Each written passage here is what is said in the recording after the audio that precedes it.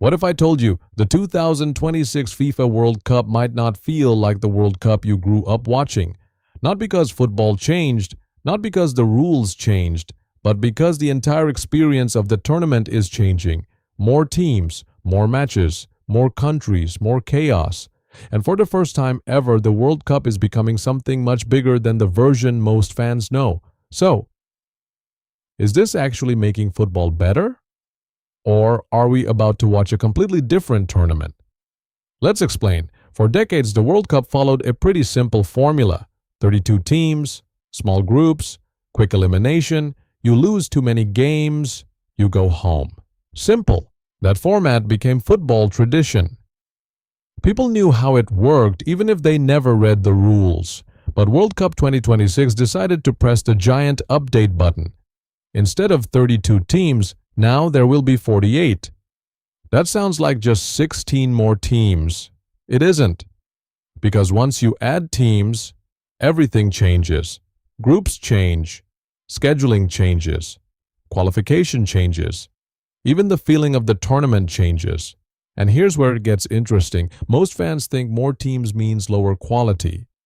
In theory, that makes sense. More teams means more underdogs, more countries that normally never qualify, but in practice, that might create more moments people actually remember. Think about it, every World Cup has that one country nobody expected, that one upset, that one commentator screaming like reality broke. Now imagine more countries getting that chance. That's the idea, but the biggest change isn't even the extra teams. It's the number of matches. Previous World Cups had 64 matches. World Cup 2026, read that again, 104.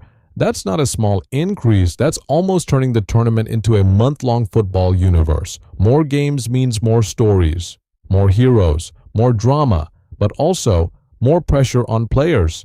Because while fans are thinking more football, players are thinking another game. And if you've ever played football for 2 hours and walked like a retired uncle afterward, you know the type.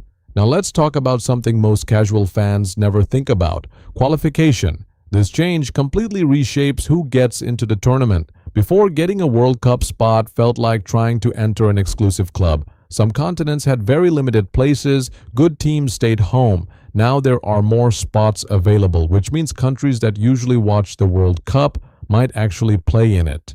That changes everything. Entire nations suddenly believe qualification is possible. Fans care earlier.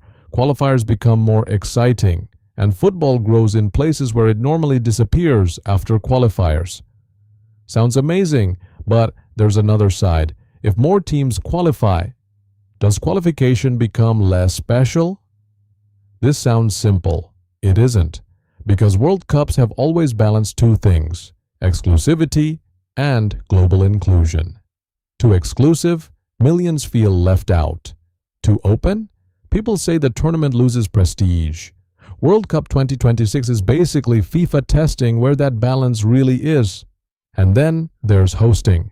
Another huge difference: instead of one host country, this World Cup spreads across multiple countries, which means travel changes, atmosphere changes, logistics change. Fans may experience completely different environments depending on where matches happen. One day feels like one country. Next day feels completely different. That has never happened on this scale before. So, yes, the World Cup will still have goals, still have heartbreak, still have impossible moments, but the feeling, that might be new, and maybe that's the point. Every generation thinks their version of football is the normal one, until the next version arrives.